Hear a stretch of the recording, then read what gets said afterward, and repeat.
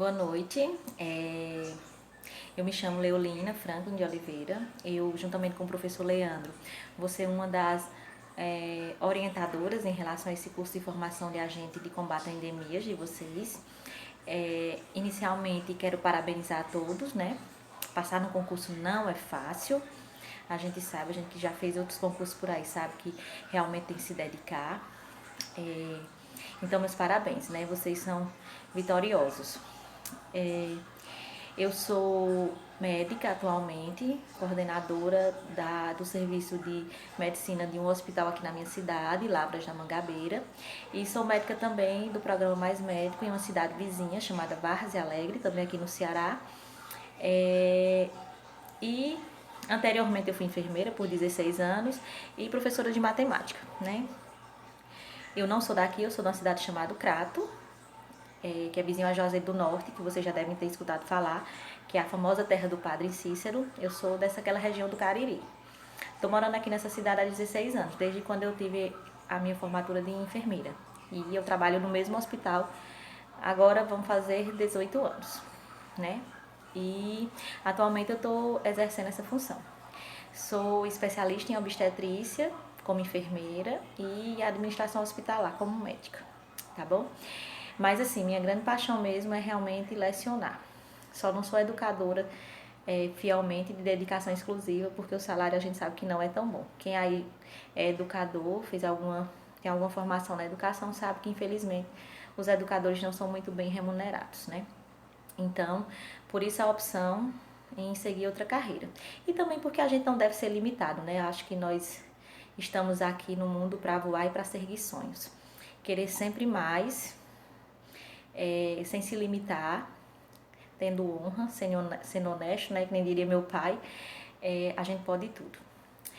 Ontem vocês iniciaram um curso de formação com o professor Leandro, que foi meu aluno, tanto do ensino médio como do curso de técnico de enfermagem, porque eu não disse a vocês, mas eu sou coordenadora também aqui de uma escola que oferece cursos técnicos, né? Atualmente a gente está com os cursos técnicos de enfermagem, turmas que a gente tinha 3 turmas formadas, mas infelizmente a gente também está fazendo aula EAD, devido a esse momento que a gente está vivendo, né? Um momento ímpar, que eu nunca pensei que fosse viver uma pandemia, mas que a gente vai conversar um pouquinho sobre a história dos agentes de combate a endemias, para dizer a vocês que vocês surgiram justamente por isso, para combater essas epidemias e pandemias que iniciaram-se no mundo, né? Então, na verdade, esse momento é o momento de vocês. Vocês surgiram por conta disso, né? A importância de vocês deu-se por conta dessas epidemias que aconteciam, e principalmente aquelas epidemias que são preveníveis, como a Covid-19 é. A gente sabe que basta seguir esses protocolos de isolamento social, de afastamento, de lavagem das mãos, uso de máscara, que a gente consegue se prevenir. Sou prova disso. Estou na linha de frente desde o dia 19 de março, atendendo pacientes com Covid positivo e já fiz 12 testes e não me contaminei.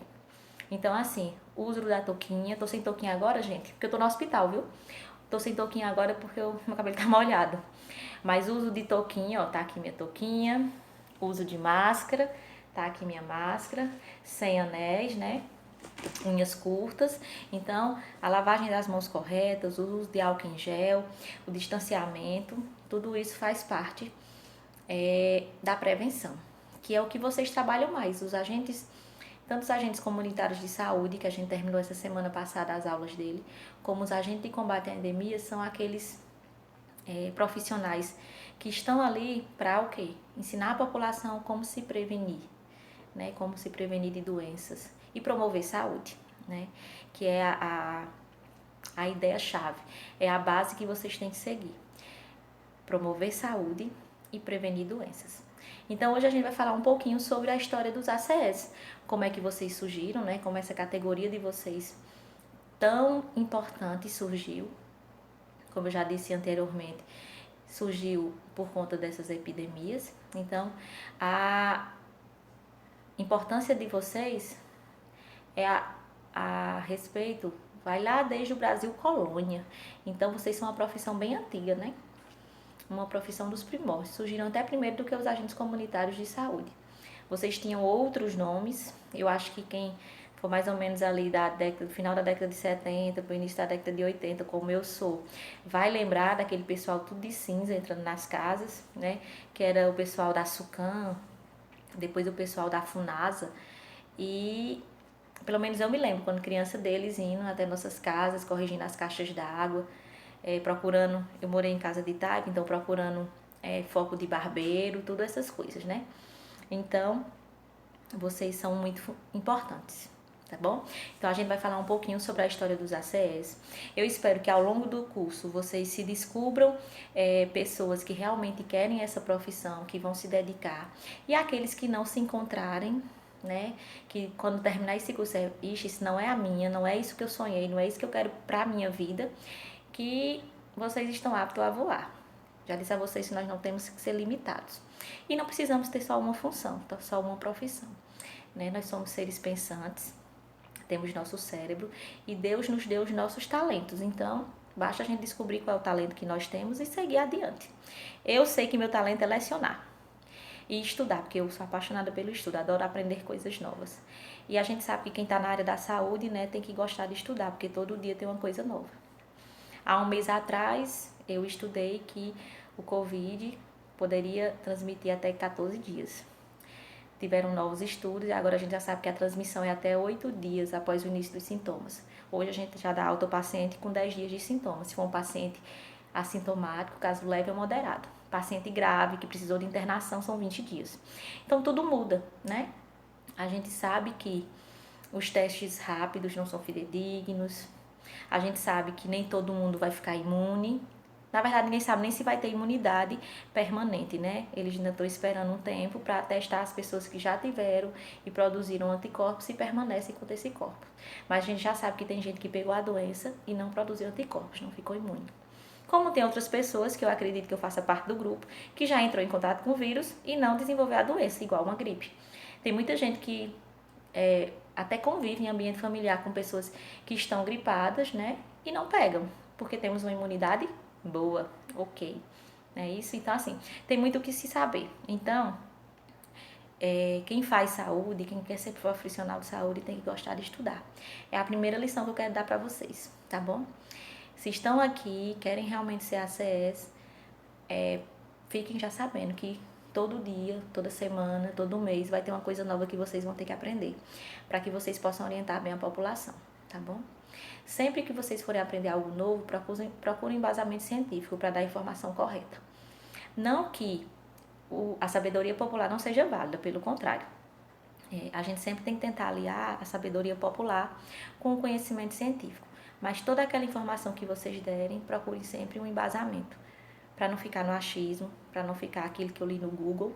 Não pode ser assim, né? A gente tem que ter um estudo real, fidedigno, para que a gente possa dizer que realmente é aquilo, tá bom? Então, assim, procurem os supervisores de vocês quando vocês estiverem na unidade básica de saúde. O enfermeiro, ele é bastante acessível, né? Então, quando vocês tiverem alguma dúvida sobre alguma coisa, procurem o enfermeiro da sua unidade que vocês vão trabalhar, para que vocês tirem as dúvidas e possam dar as informações corretas aos clientes de vocês, né? As pessoas às quais as casas vocês vão fazer vistoria, tá bom? Então vamos lá, né? Vamos falar um pouquinho sobre a história dos ACS. De vez em quando eu vou ter que rodar minha carinha pro outro canto, viu, meu povo? Pra não ficar em cima das palavras aí. Então, primeiro, né? Como eu disse a vocês, vocês são uma profissão bem antiga. Vocês surgiram primeiro com o nome de Provedoria Mor, que foi em 1808. Para quem não lembra, foi a chegada da família real ao Brasil, né?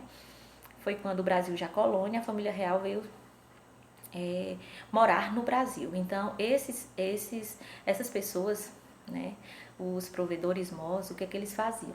Eles inspecionavam as embarcações, porque nessa época as viagens eram feitas em navios, né? Então, eles inspecionavam as embarcações, inspecionavam os portos, para ver se tinha alguém doente, para evitar que as doenças chegassem ao Brasil, né? Mesmo assim, a gente sabe que chegaram, muitas das doenças que chegaram aqui e dizimaram alguns índios eram doenças trazidas por brancos, né? Que a gente chamava assim. Hoje em dia não tem mais essa história no Brasil, mas na época era assim. Então, essa profissão surgiu desde a chegada do Brasil colônia, desde a chegada da família real aqui. Então, a função deles era fazer essa inspeção, para evitar que as doenças se espalhassem no Brasil, tá bom? Em 1849 e 1855 e 1899 surgiu o que a gente chamava de polícia sanitária, né? O nome é até assim um pouco sugestivo, né? Polícia sanitária. Então, deixaram de ser provedores MOL, porque agora a fiscalização era nas casas das pessoas. Surgiram epidemias da febre amarela em 1849, da cólera em 1855 e da peste bubônica, que é transmitida por ratos. Não sei se vocês já viram sobre isso, que foi em 1899. Então, a Polícia Sanitária ela foi criada pelo governo federal, né? E a função era que os policiais, que são os agentes de endemia, né? Eles entravam na casa das pessoas e as pessoas tinham que se vacinar obrigatoriamente, e aquelas pessoas que não se vacinassem estavam descumprindo, né? E eles sofriam até multas, sanções, eram intimidados, né? Havia essa intimidação, que aconteceu por muito tempo. Se achava que quem detinha, né, conhecimentos de saúde podia querer jogar aquele conhecimento na pessoa e dizer, ó, você não sabe de nada, então você tem que fazer desse jeito. Mais ou menos o que a gente está fazendo com o Covid, né? Meu povo, vamos lavar a mão, meu povo, vamos usar máscara, se não usar máscara em locais públicos vai ter multa, então foi muito parecido, né? Não era tão maleável, era bem intimidador, por isso que esse nome, Polícia Sanitária. Posteriormente, né, com a evolução da medicina, com o surgimento da medicina, com alguns conceitos, surgiu um médico sanitarista, biólogo, muito conhecedor das doenças epidêmicas, o Dr. Oswaldo Cruz, né? Ele viajou até Cuba, Havana, para entender como é que a febre amarela tinha sido reduzida naquele país. E ele percebeu que a forma como eles reduziram lá foi acabando com o vetor. O vetor é o famoso Aedes aegypti, que é o mesmo vetor da dengue, que é o mesmo vetor da zika, que é o mesmo vetor da chikungunya, né? Então esse mosquitinho é danado. Então, Oswaldo Cruz, ele assumiu a Diretoria Geral de Saúde Pública, ele descobriu como fazer isso e ele criou, né? Deixaram de ser policiais de saúde, policiais sanitários, e passaram a ser agentes que iriam combater o mosquito. É tanto que a população apelidou essas pessoas de os mata-mosquito, porque a função deles, na verdade, era entrar nas casas, cobrir as caixas d'água, ver se não tinha nenhum recipiente que pudesse juntar larvas, que o mosquito pudesse proliferar. Então eles foram chamados de os mata-mosquito. Se vocês procurarem aí na internet, vocês vão ver muitas fotos deles naquela época, né? Então eles andavam tipo como a gente anda com a raquetezinha, né, para matar os mosquitos. E da mesma forma, eles intimidavam a população e quem não aceitasse podia ser multado. E de novo, a imunização, né? A imunização chegou no Brasil, vocês vão ver um vídeo depois no final da aula, falando um pouquinho sobre a imunização, né? Sobre a vacina, que a gente sabe que na história do Brasil, a vacina trouxe muita revolta, trouxe muito medo. Até hoje a gente não entende bem, a gente percebe, por exemplo, que idosos são muito resistentes à vacinação da gripe. Esse ano foi o primeiro ano que meu sogro se vacinou com medo do Covid. Mas até então não se vacinava porque criou-se o mito de que a vacina era uma forma que o governo arrumou de matar os idosos para não pagar mais o benefício. Hoje que a gente tem internet, que a gente tem conhecimento, imagine naquela época como não era. Algo novo, algo que a gente não sabia ainda as reações.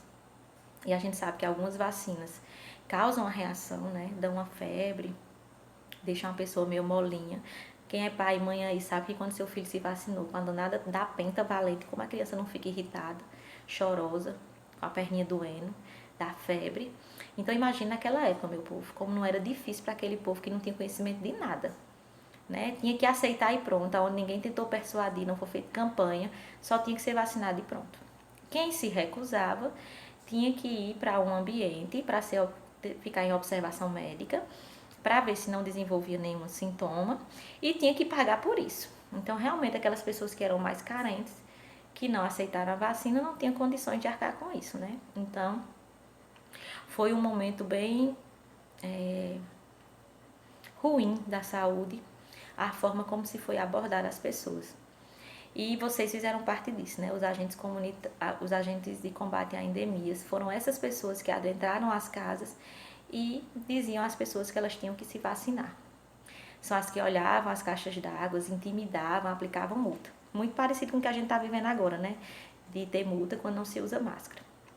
Enfim, parece que o brasileiro desde sempre só faz as coisas se atingir o bolso, né? A gente, na verdade, trata, não remedia, né? Sempre foi assim. Depois, em 1956, foi criado o Departamento Nacional de Endemias Rurais. E continuava até por conta da época, né, que a gente estava vivendo o período militar. Eles continuavam com esse perfil militarista, né, de mandar, de intimidar, de multar da mesma forma. Posteriormente surgiu a SUCAM, que aí eu me lembro, a Superintendência de Campanha de Saúde Pública, e mudou de nome novamente, né? Passaram agora os agentes a ser chamados de agentes de saúde pública, que era aquele pessoalzinho de cinza que entrava na casa da gente, que já tinha uma certa educação, né? Apesar de ter o perfil ainda militarista, mas tinha melhorado bastante. Em 1990, a SUCAM, todos os recursos financeiros dela, né, passaram para a FISEP, e a FISEP mudou de nome e se transformou em FUNASA, que é a Fundação Nacional de Saúde. Nessa época, vocês vão ver com o Leandro, que eu acredito que é ele que vai falar sobre SUS, começou-se a pensar, né, começou a surgir o movimento de descentralização. Hoje em dia, vocês sabem que todos os recursos do SUS são descentralizados, né? O Estado passa para o município é que faz esse gerenciamento do dinheiro. Então, a FUNASA surgiu por isso, né, com esse início de processo de descentralização. Então, quando o Leandro for falar para vocês sobre a Lei 8080, sobre o SUS, sobre os princípios do SUS, vocês vão ver direitinho sobre isso, tá certo? Bom, e a FUNASA, né? A FUNASA, ela tinha ações de vigilância, que, como eu já disse anteriormente, foram descentralizadas. E em 1999, aí eu já estava com o quê? 99, Jesus. Eu sou de 79, 20 anos, né? Eu estava no meu segundo ano de faculdade de enfermagem. Então, a FUNASA, ela teve que capacitar e teve que ceder os seus agentes de saúde, né? Os agentes de combate a endemias, eram 26 mil agentes, que eram os famosos guardas sanitários, né? Guardas de endemias, ou ainda com o nomezinho de mata-mosquito. E cedeu aos municípios, né? Porque até então era do Estado, mas aí cedeu aos municípios devido a essa descentralização, já que é o município agora que gerencia todo o dinheiro, é o município que vai receber a verba para pagar esses agentes. Então, em 99, a FUNASA teve que capacitar, fazer treinamento desse pessoal, até porque, assim, as doenças, né, são diferentes em cada estado. Então, por exemplo, aqui no Ceará, nesse momento agora, a gente estava vivendo uma epidemia, que pelo menos na cidade que eu tô, uma epidemia não, um surto, né, de diarreia. Quando começa essa épocazinha de acabar as águas, o pessoal começa a ter muita diarreia, porque não cuida bem da água, que tem muito distrito, muito local rural, onde as pessoas tomam água de poço, então acaba desenvolvendo essas diarreias, né? Então a gente tá com um surtozinho de diarreia na cidade, aqui em Lavras da Mangabeira. Então aqui o treinamento com esse pessoal tem que ser falando sobre diarreia. Na cidade de vocês vai ter uma doença diferente que se tem que tratar. Então, os agentes de anemia eles tinham que ser capacitados de acordo com a região que trabalhavam, para que eles desenvolvessem as ações a depender do que tinha naquele município. Então, a FUNASA teve que fazer esse treinamento.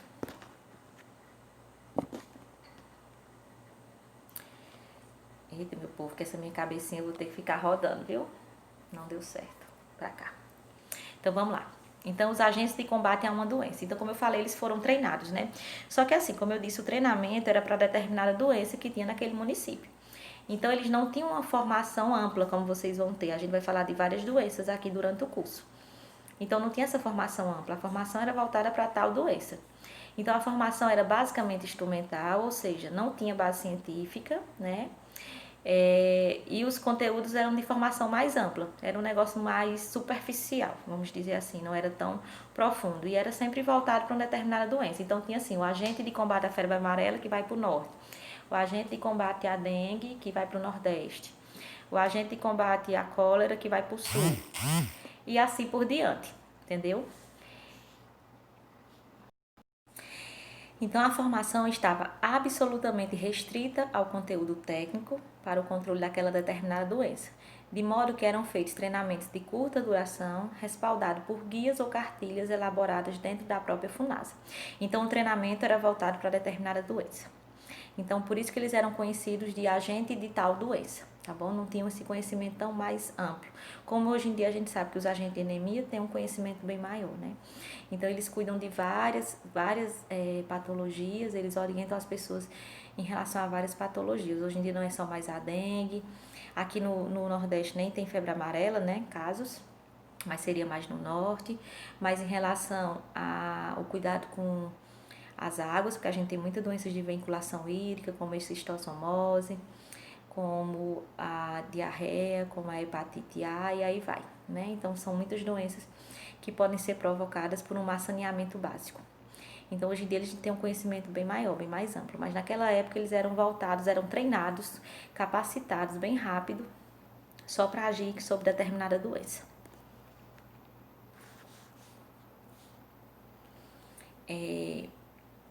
Surgiu depois o Programa de Formação de Agentes Locais de Vigilância em Saúde.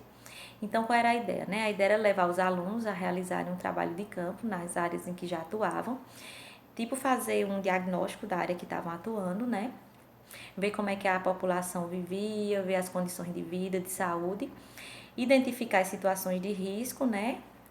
O que tinha de bom naquela localidade e quais são as suas vulnerabilidades, né?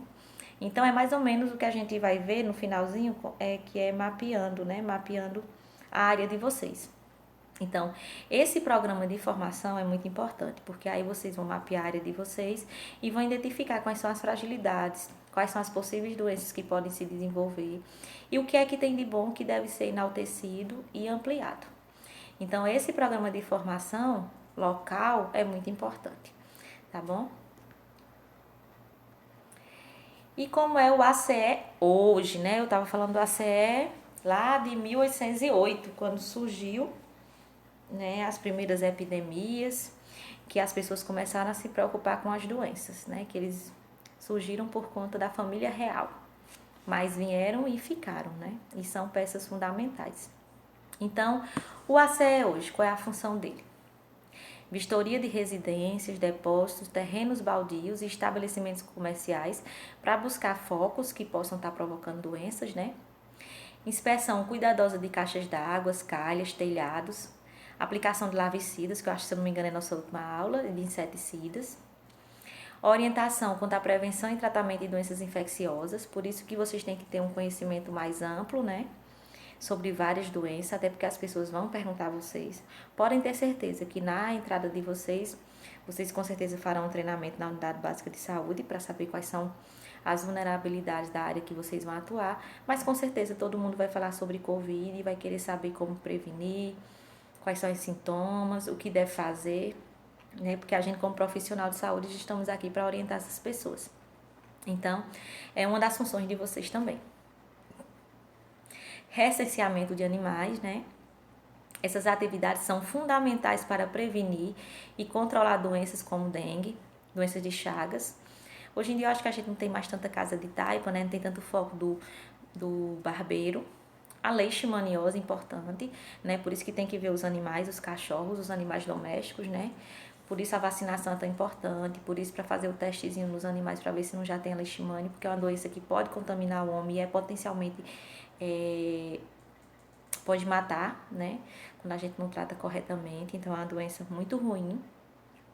A malária, né? Também. E fazem parte das atribuições do agente de endemias fazer com que as pessoas compreendam da importância de prevenir as doenças, né? Então, tudo isso faz parte de vocês, que são agentes de combate a endemias. Vocês são regulamentados por uma lei que foi de 2006, junto com o Agente Comunitário de Saúde, que é uma lei que eu quero, que vai ser uma das nossas atividades. Não sei se vocês sabem, mas toda aula da gente depois vai ter uma atividade postada que vocês têm até, se eu não me engano, às 23 horas para responder, que vai complementar a aula. E uma das perguntas é justamente isso, é sobre essa lei. Eu quero que vocês leiam as atribuições dos agentes de combate a endemias a partir dessa lei, tá bom? Então, vocês têm que ter nível médio, né? Tem que ser uma pessoa que tenha terminado ou esteja terminando o terceiro ano. A gente vai mostrar um pouquinho dessa lei, né? Já já.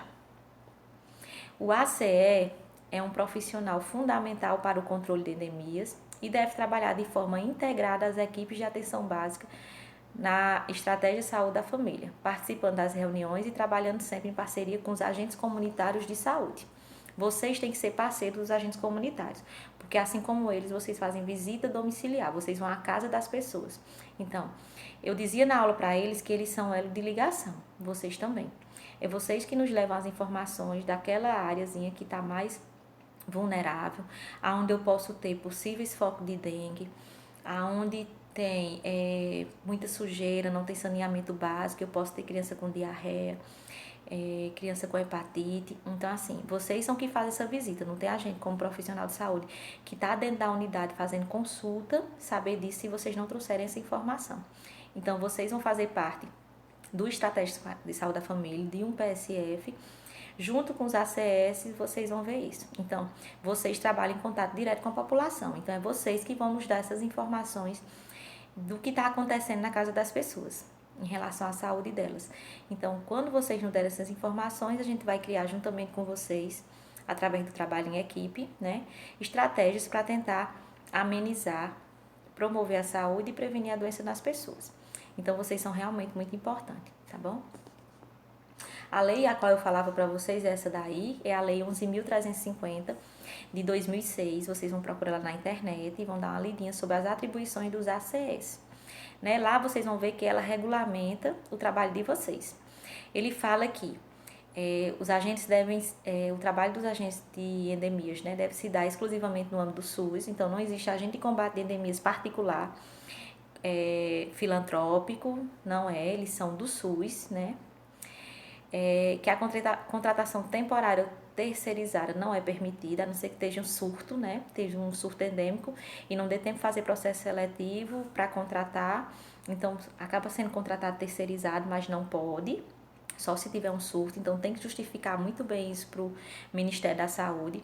Tem que ser um processo seletivo, tem que ser feita uma seleção, tá certo? A lei diz ainda que um dos requisitos para o exercício da atividade do agente de endemias é ter concluído um curso introdutório de formação inicial e continuada. Então, é o que a gente está fazendo aqui, a gente está fazendo esse curso introdutório. Mas, como eu já disse a vocês, o conhecimento ele não para aqui, ele tem que continuar. O profissional de saúde tem que gostar de estudar e tem que estudar sempre. Sempre que sair um artigo novo, uma matéria nova, informação nova, vocês têm que estar ligados. Então, a gente tem que assistir jornal, tem que ver se as informações que nos são passadas são verídicas, se tem fundo científico, para que a gente possa orientar a nossa população. Então, é necessário isso. Então, é necessário que vocês tenham esse curso introdutório, né? E tem que continuar sempre estudando, focando, porque, infelizmente, meu povo, outras doenças vão aparecer, outras epidemias, né? E a gente tem que estar aí para combater elas, né? Para dar as informações corretas às pessoas, tá certo? Bom, vocês vão assistir hoje esses 2 vídeos ainda, são vídeos curtos, se eu não me engano um é de 7 minutos, outro é de 10 minutos, que fala justamente sobre as epidemias no Brasil, Brasil colônia, e quando vocês assistirem esses vídeos, que vai durar cerca de 18 minutos, os 2, vocês vão resolver a atividade, que só são 5 questões, são questões subjetivas que vocês vão ter que digitar as respostas, não é ABCDE, até porque não cabe no assunto, né, que a gente está falando um pouquinho sobre o histórico do surgimento dos agentes de combate a endemias. Então, vocês vão assistir esses vídeos e depois vão responder as questões, tá bom? A gente se encontra na próxima aula.